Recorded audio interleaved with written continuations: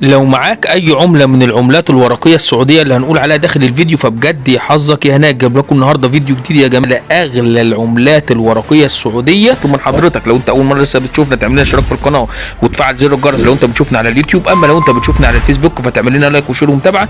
فبطلب من حضرتك ان انت تعمل لنا لايك كبير للفيديو واشتراك عندنا في القناه عشان فيديوهاتنا توصل لكل الناس والناس كلها تستفيد، ولربما يكون حد معاه عمله وهو مش عارف قيمتها يقدر يبعتها لنا. طبعا نخش دلوقتي جوه الفيديو.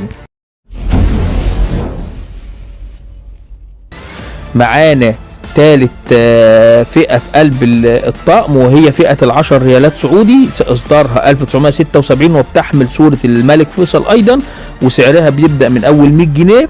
لو فيها عيوب واتساخ وكسرات وكتابة عليها وانكسار في الإطار، وبتعلى تدريجيا الورقة ديت لو اتحسنت حالتها. لو وصلت لحالة الأنصر ممكن سعرها يوصل ل 800 جنيه و1000 جنيه، بس أهم حاجة تكون زيرو بتشف وبترف أي بدون أي عيوب نهائية من أي نوع حتى لو كانت بسيطة. معانا الإصدار الثالث من الورق السعودي، وهو طقم يسمى طقم الملك خالد والملك فيصل، وهو أول طقم يعتبر بصورة بوجود عليه صورة على وجه العملات السعودية. تمام. الطقم ده تم إصداره في 9/9 بالظبط 1976، ودي الإصدار الثالث من الورق السعودي. الطقم ده تم إصداره في عهد الملك خالد بن عبد العزيز، وبيحمل صورته على ال100 ريال، وباقي العملات كلها بتحمل صورة الملك فيصل تقديرا له.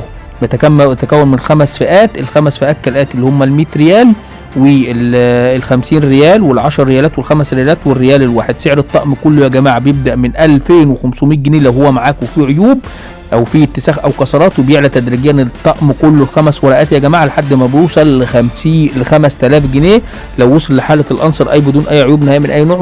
انا كده خلصت شرح العملة السعودية ال10 ريال سعودي بكل اصداراتها وبكل التفاصيل الخاصة بها. فبطلب من حضرتك لو انت اول مرة لسه بتشوفنا شجعنا واعمل لنا اشتراك في القناة لو انت بتشوفنا على اليوتيوب، وسبسكرايب واشتراك عندنا في القناة عشان فيديوهاتنا توصل لكل الناس.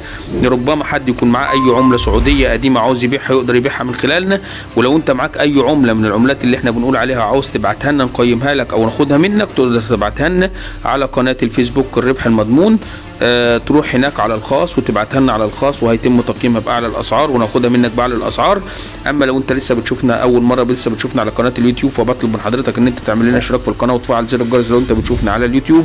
اما لو انت بتشوفنا على الفيسبوك فتعمل لنا لايك وشير ومتابعه عشان فيديوهاتنا توصل لكل الناس والناس كلها تستفيد وكل الناس تعرف اسعار العملات اللي موجوده عندها. انا كده خلصت يا جماعه، والسلام عليكم ورحمه الله تعالى وبركاته.